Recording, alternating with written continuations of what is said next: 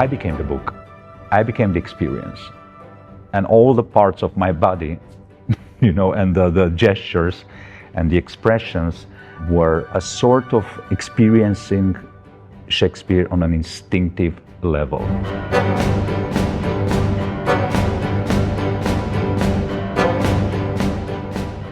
So it's a provocative work. It is all about instinct and how we, of course, the love and the frustration of not being in love and rejected, that's very comic. But I think Shakespeare wants to, and especially in that society, and it's always present, what does civilization does? Repress our instincts. We are part of a certain civilization and society. Edward is very clever in using a wide range of narrative devices to bring forth his choreography.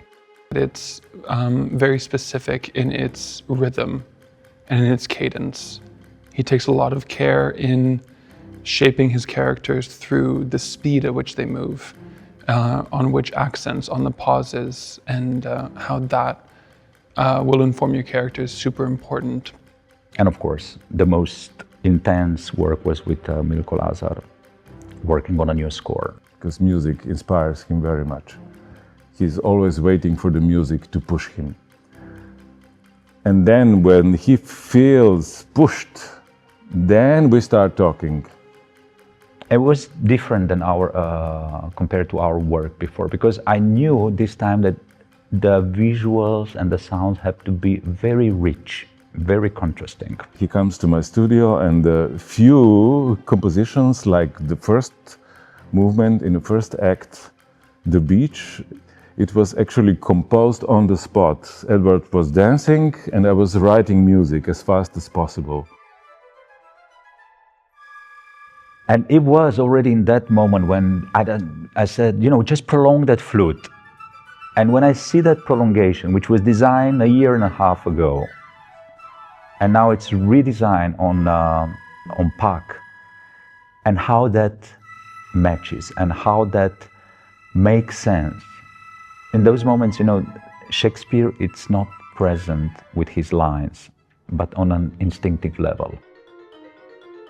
I could see a lot of invention in characters like Puck, or the fairies, or Oberon and Titania, because they have already so much spice and ingredients. The quick-wittedness plays out with Puck in kind of fast, dynamic movements. I think there's like a naturalistic quality to the character and a casualness that gives the audience the impression that they don't take themselves very seriously.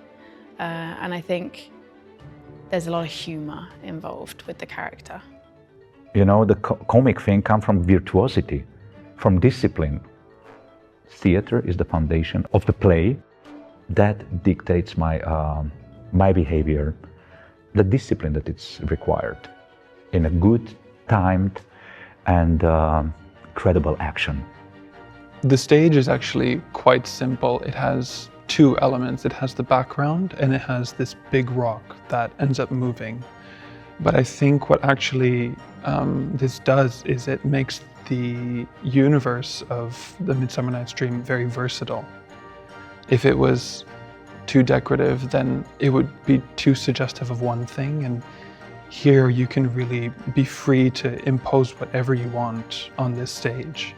But we wanted to create a place that offers us the possibility and functionality to make quick exchanges in the situations and atmosphere, because Shakespeare's writing in a super fast pace that would offer the viewer to very quickly travel from grand imageries to empty stage, empty spaces.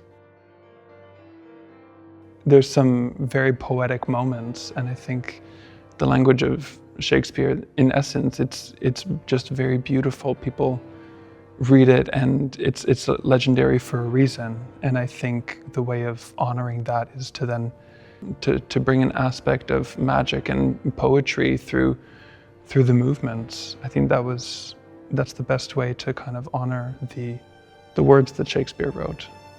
I'm so proud of them. I'm so proud of our achievement. keep this craziness and put it on the highest possible level. People coming to watch this ballet can expect exactly what's advertised. It feels very much like a dream.